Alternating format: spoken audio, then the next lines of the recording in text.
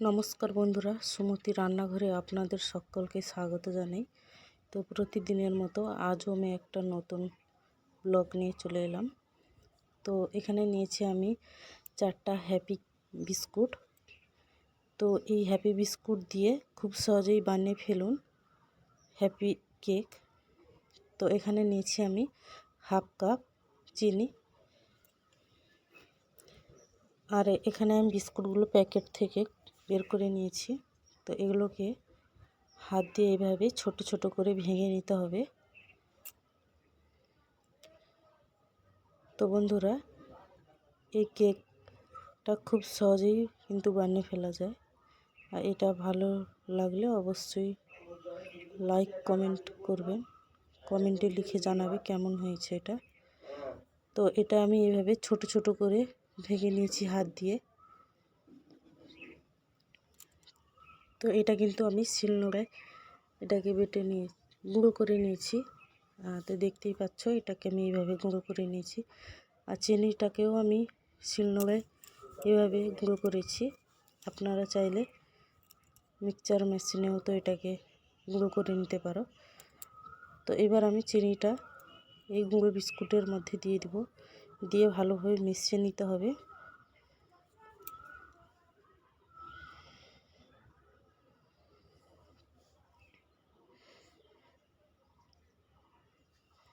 তো আমার এই কেক বানানোটা কেমন লাগলো অবশ্যই জানাবে।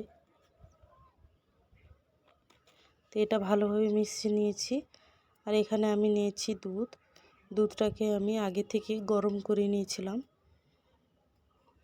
তো এই দুধটা আমি এই বিস্কুটগুলোর মধ্যে প্রথমেই আমি অল্প দিয়ে মাখাবো, তারপরে আমি আবারও একটু দিয়ে ভালোভাবে মাখাতে হবে।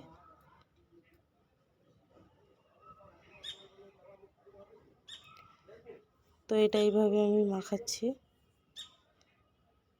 তো এখানে আমি আবারও অল্প কিছু দুধ দিয়ে ভালোভাবে মিশিয়ে নিতে হবে। তো এটা কিন্তু এভাবে মেশাতে হবে। আর এটা কিন্তু খুব বেশি ঘনও হবে না আর পাতলাও হবে না।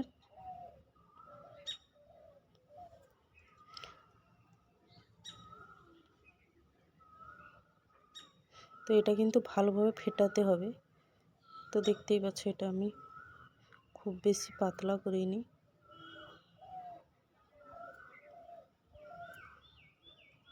ঠিক এইভাবেই হবে।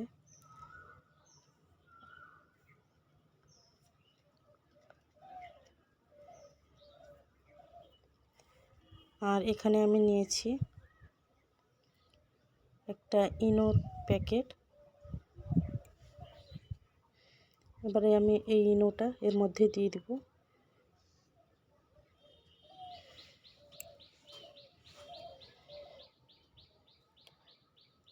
এটা দিয়ে আবারও এটাকে ভালোভাবে মেশাতে হবে। দেখুন, এটা মেশাতে মেশাতে কিন্তু খুব সুন্দর ফুলে উঠবে।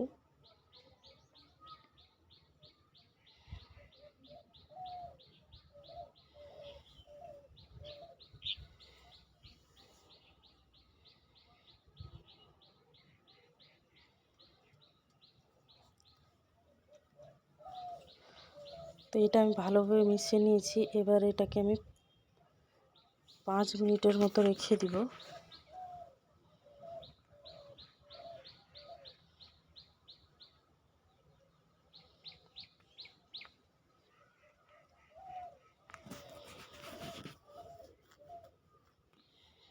আর এখানে আমি নিয়েছি আর একটা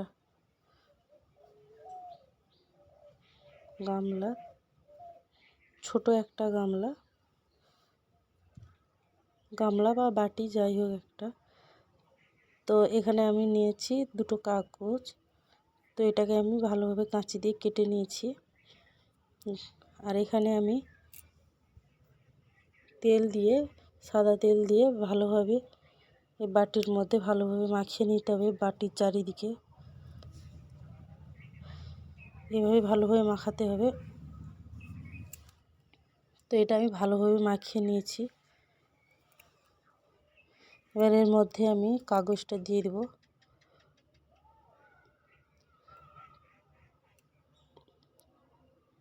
তো এটা আমি দুটো কাগজ নিয়েছি, আপনারা বড় হলে একটাতেই হয়ে যাবে। তো সাইডে ফাঁকা ছিল, তার জন্য আমি দুটো কাগজ নিয়েছি। তো এবারের ওপর থেকেও আর একটু কাগজ তেল দিয়ে দিতে হবে।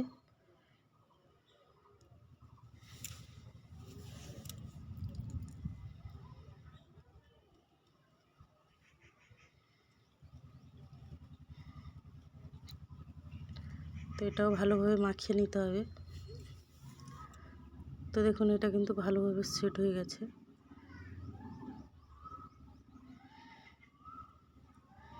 তো আমি বিস্কুটের ব্যাটারটা নিয়ে এলাম, নিয়ে এর মধ্যে ঢেলে দেব।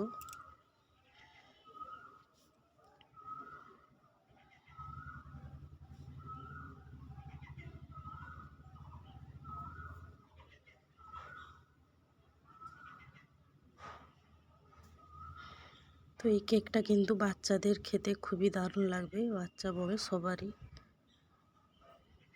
তো এটা কিন্তু ভালোভাবে ঝাঁকিয়ে নিতে হবে, কারণ ভিতর থেকে যদি কোনো।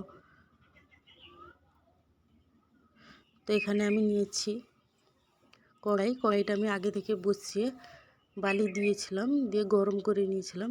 তো বালি না থাকলে নুন দিয়ে দিলেও হবে। আর এখানে আমি নিয়েছি গ্যাসের যে চুলার মুখটা থাকে সেটা নিয়েছি, সেটা বসিয়ে এবারে ঢাকনা দিয়ে এটাকে 10 মিনিটের মতো ভাপিয়ে নেব। তো 10 মিনিটের পরে আমি দেখাচ্ছি। তো দেখুন এটা কিন্তু কতটা সুন্দর হয়েছে আর ফুলে এসছে। এটাকে আমি এবার নামিয়ে নিলাম। তো এটাকে আমি উল্টে নেব। উল্টে এটাকে ভালোভাবে এভাবে পিটলে এটা গলে পড়বে। তো দেখতেই পাচ্ছ এটা বেরিয়ে এসছে। তো এটাকে আমি উল্টে দেখাবো। তো দেখুন কতটা সুন্দর হয়েছে। আর ওপর থেকে আপনাদের পছন্দ যে কোনো চকলেট দিয়ে সাজিয়ে নিলেই হয়ে গেল হ্যাপি কেক। তো অবশ্যই জানাবে আমার এই কেকটা কেমন হয়েছে।